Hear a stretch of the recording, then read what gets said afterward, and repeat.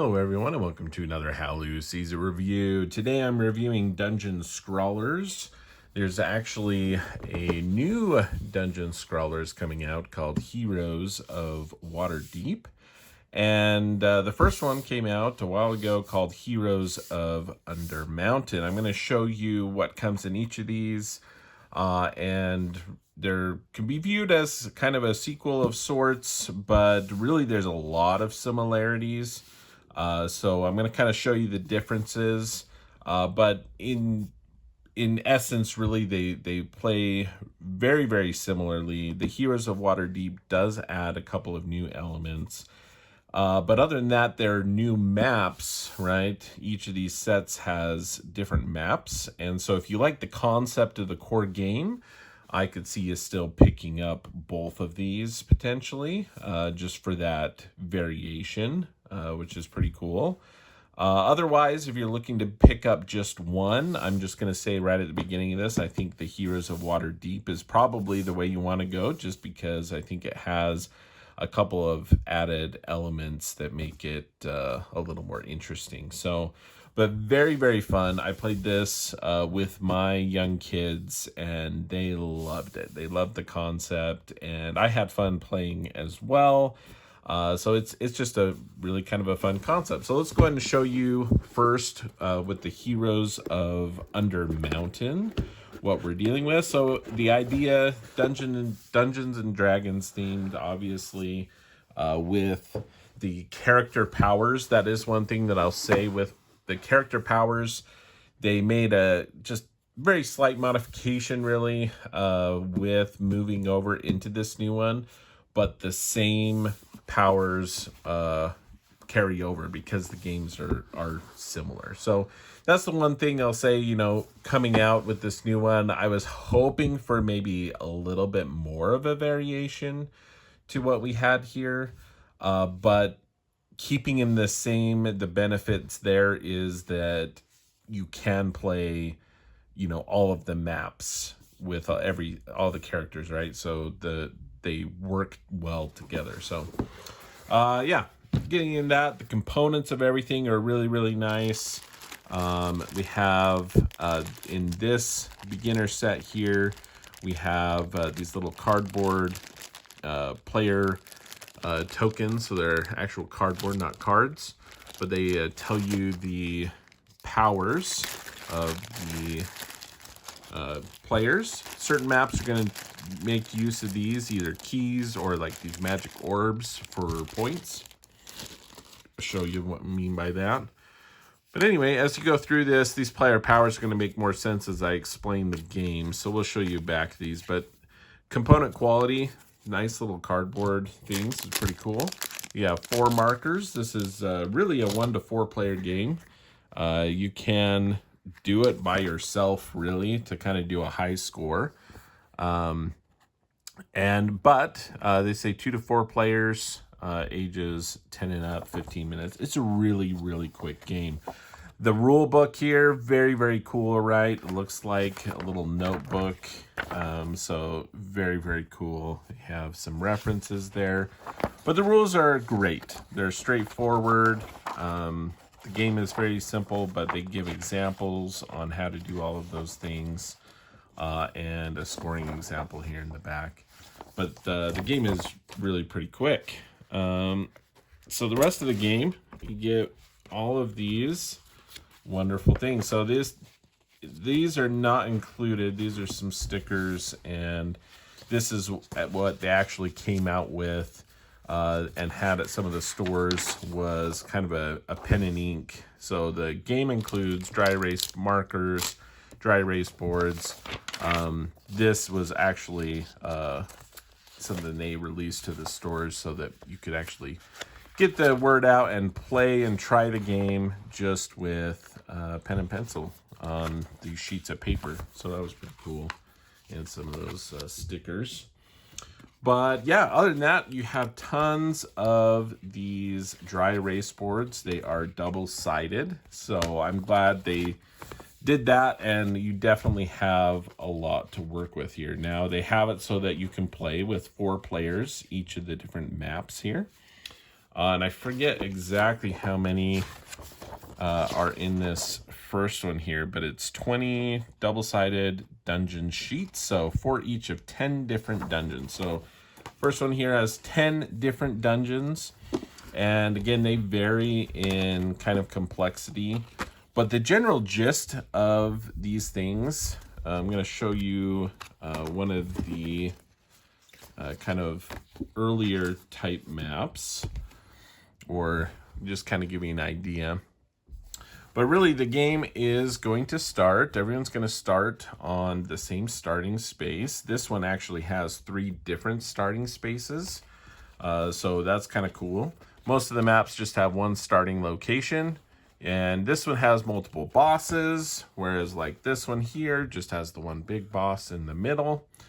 But generally what you're doing is you're just going through this maze, through this dungeon maze, as quickly as you can, doing each of these things. As you come into a room, you have to fulfill the certain requirements. So they do different things. The monsters you have to completely cover up. The spells here, you have to trace the spells exactly. You just go in one end and follow it along to the other. Any of the treasures, which are outlined in yellow, there's different shapes of those. We have like a treasure chest, the little bag, and we have some gems. Each of those, you have to outline them correctly to move on there. The keys, you just go through, and one of the tokens, you get to collect one of the tokens in the middle. And that's going to help you get into certain areas. So to get to the final boss, you need to have picked up a red and yellow key or a red and purple key, one of those combinations to get in there. You have these runes here, which basically you come in the room, you have to go in order. You go 1, 2, 3, 4, 5, 6, and then you move on. You have these exotic plants throughout, which you just go through. But anything that you complete is basically a point.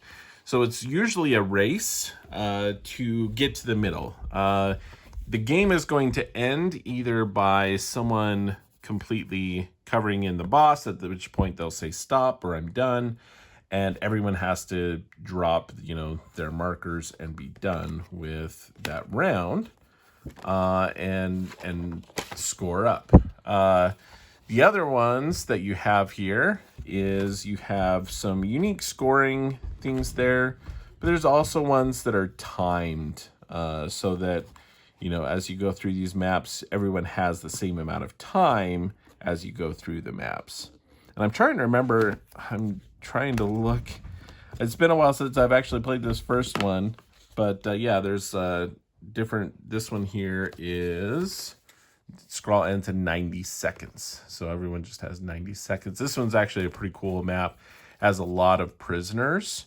And so the idea is that this map really doesn't have any bosses, but you're trying to go in and release as many prisoners as you can.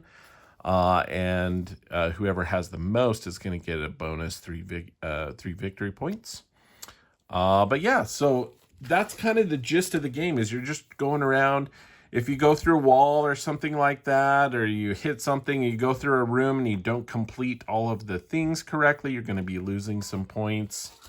And then if I show you the powers now, so like the ranger, he doesn't really change how he does things, but he gets 2 victory points for each of those exotic plants instead of 1, which is actually pretty awesome. It's a lot of points. The barbarian, in this first version, you have to cover their head. In the newer version that came out, the Heroes of Waterdeep, they actually changed it to just you have to put a line through the head. The wizard, instead of following the maze of all the different spells, they can actually just go in and do like a little loop, a little circle, and go out. So they don't have to do the whole thing. Quickens it up. The cleric can actually collect these artifacts in any order. So they basically just have to hit the numbers, all the numbers. They don't have to go 1, 2, 3, 4, 5. And the rogue can simply go through or touch a treasure to collect it instead of doing an outline. So you have the unique abilities there. I think it's very thematic and works well. I think the dry erase boards work well, and there's good variation with the different maps. There's some here that have like different teleporting portals. Here you have this one here, teleporting. It has a few different bosses, and instead of the one boss, then it ends after someone defeats 2 bosses. The bosses are each worth 3 victory points. In some of these maps, you also have these orbs, and they are set up so that you have like the first person to get there is going to get like 5 victory points, and the second person is going to get 4 victory points. So it's kind of a race to get to these different orbs when they're on the map. So yeah, very, very cool. There's also skeleton keys, which basically are like a wild key of any color that you can collect there. But yeah, it's a really, really fun concept. And like I said, I think my kids really, really enjoyed it. And I enjoyed it as well. There is kind of that time element, right? So if you have, people who are, real-time games are a little nervous with that, you'll want to kind of pay attention to that. But I'm going to show you the Heroes of Waterdeep now. So you can see here, fairly similar. It's got some added components here. So it has, again, the orbs, the magic orbs. It has the keys as well. This one has one thing that the other one does not, though, and that's these dragon coins. And on this one, you're going to have some additional, you're going to have dragon coins that you can collect. Again, we have 4 markers. Show you this one here has large kind of dry erase cards instead of the cardboard things, which I think are actually pretty cool, just because this allows you to, give your character a name, as well as keep track of score. So in this one here specifically, they say, hey, play 3 maps. Decide what 3 maps you're going to play in succession.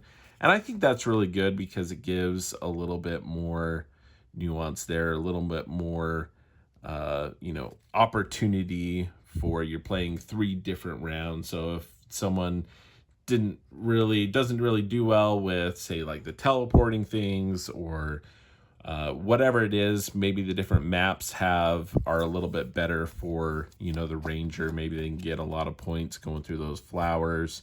But then in another map, maybe the pathways and stuff, are such that they wouldn't get as much. So I think it helps kind of balance all the characters out a bit. Like I said, all the character powers are the same except for the barbarian, which you just have to put the line through the head instead of covering the head. And really, you could honestly take these and play again with the other maps, right? This one here, the other thing they did, the other maps had like the winning conditions on the bottom of the maps. And the one thing that they changed and did with this one here is the fact that they can now utilize the whole board, right? So they're not taking up any space with hey, these are the win conditions. So it really makes the boards bigger, which I think is good. And then they have just these cards, non-dry erase cards, but they say and talk about the dungeon conditions, right? So starting with Dungeon 1, there's really no special rules. It ends by taking out the boss, and the boss is worth 4 victory points. Go into Dungeon 2, there's some mini dungeons, which I'll show you here, and the boss there. Up to one of the end maps here, you have keys, you have prisoners, you have the magic orbs again, and you have a time element. So very, very cool stuff in this one that just kind of adds to it. And again, you have larger boards because of that. So some of these, again, this is, pretty pretty standard here. The one thing you may notice here is now there's these little dragon coins throughout. And depending on the player count, what happens is you take the dragon coins, number of dragon coins for that player count, you put them into the middle. And whenever you touch one of those dragon coins, you get to grab one. And obviously that pile is going to go down as people touch the dragon coins. Eventually they're going to run out, and the dragon coins, you're not going to have any, remaining. Let me show you the rule book in this one, and then I'll get to like the mini dungeons. Again, same aesthetic here, which I think is really, really good. But we have in this one 7 different dungeons, and we have these mini dungeon cards, though, which I'm going to talk about. I think that's one of the best kind of additions or changes from the previous version. We'll talk about that. But yeah, so it has good examples, illustrations in here on moving forward. Again, the dragon coins and mini dungeon cards are the new elements. I'm trying to remember actually if the new or the older one had one-way arrows or not. I can't recall off the top of my head if they do. This is another feature where basically on some of the maps there's one-way arrows, so you can't go against the arrows on the map.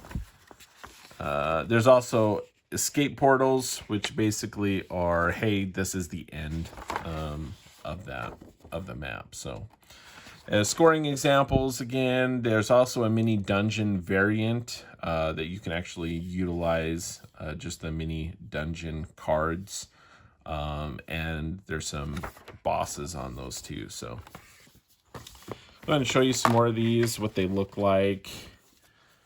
So this one, very cool map there. This one here was really interesting. You had basically like a pirate level, right? You have all these pirates. And this was a timed level where, set the phone timer and you just go quickly as you can. You try to take out as many of these bosses as you can. And as you go through these different things, they have these little mini dungeon symbols. When you have the mini dungeon symbol, you have all these kind of shuffled up, the mini dungeons. You have them in the middle. As soon as you hit one of those cards, you're going to just draw the top one, and you're going to continue here. So now you start here, and then you're going to go through this little mini dungeon, and there's 3 different exits that come off this. And when I come out of exit 1, I go onto my map, and I come out of exit 1, and I go do another one and come back. Maybe I draw another map and go through, and I come out too. Then I go back to this map and do that. And you're just putting these to the side of your map to score. But it adds unique variations so that, yes, the core map is the same. Everyone's dealing with that. But each of these mini dungeons is unique and provides a little bit of more variation, right? And I think that really freshened the game up for me. So I really liked the mini dungeons addition to that. As I said, there's a mini dungeon variant with these bosses as well. And they're pretty cool. They go through, like this one's kind of like the magic one, right, where you have to trace all those things. This one's the artifact one. This one here, you're just like teleporting. You kind of have to find the correct path. This one here is just really, really big to try to cover all of that out. So very, very cool. I really like the mini dungeon added and the dragon coin element as well. And there's, I believe there's a bonus. I don't know if it's per map. I think it's just the thing here. Yeah, just whenever you're playing with the dungeon coins, whoever has the most at the end gets additional 3 victory points. So it's another element to do that. And so I think it just really freshens up the game, gives the game a little bit more to it. And I like that they put the kind of win conditions and stuff on a separate card. It gives them more space to fill out the boards. So I'll show you a few more. There's pirate ones. We have this one here. This is, I think, one of the... Yeah, this is the first one. So this is your real kind of basic one in this version. And that's what I'd say, you know, if you're... Don't be worried that, you know, getting this, like, newer version, it's going to be more complicated. It really has different levels of complexity to the games. You know, my daughter firsthand was like, oh, I don't want to play any timed ones, or, you know, I don't want to play any of the ones with the keys, you know. And so we were able to work up into it, and she really, really enjoyed them.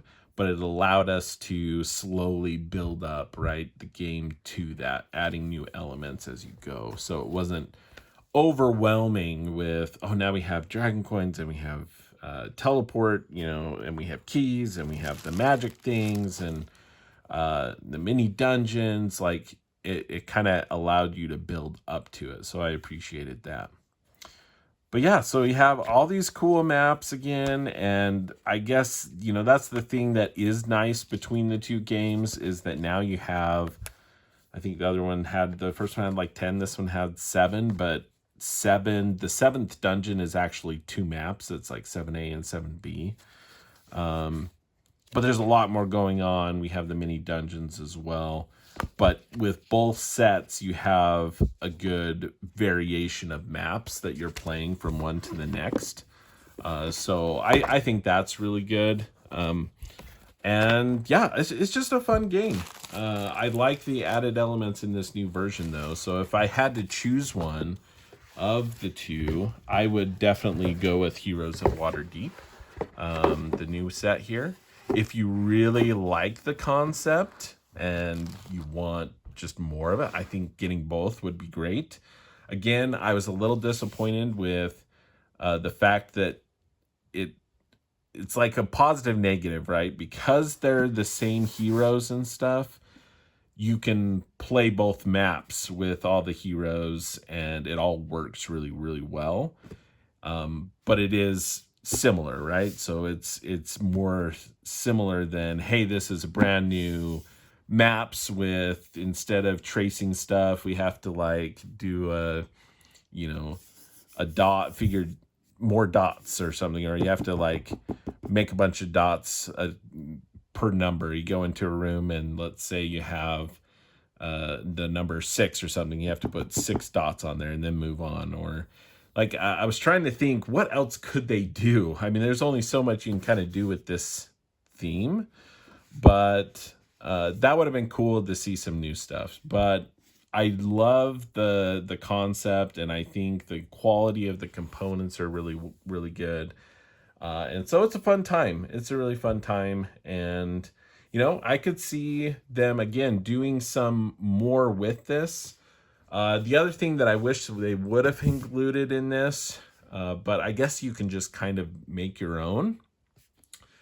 But I would love to do that. And I guess it would be hard on a dry erase board, right, to make your own, because then you have to like layer it on something else so that you wouldn't mess it up. But I could see myself working with my kids to kind of design our own dungeon, and maybe some new rooms with mechanics that are a little bit different, a little bit more unique than what we have in here, to freshen it up. But there's a lot of content with the different dungeons, playing it with the different characters, definitely, you know, very thematic and feels different each game. And so, yeah, that is Dungeon Scrawlers. This is published by WizKids Games, again, for 2 to 4 players. And yeah, really enjoyed this one. That is how Lou sees it.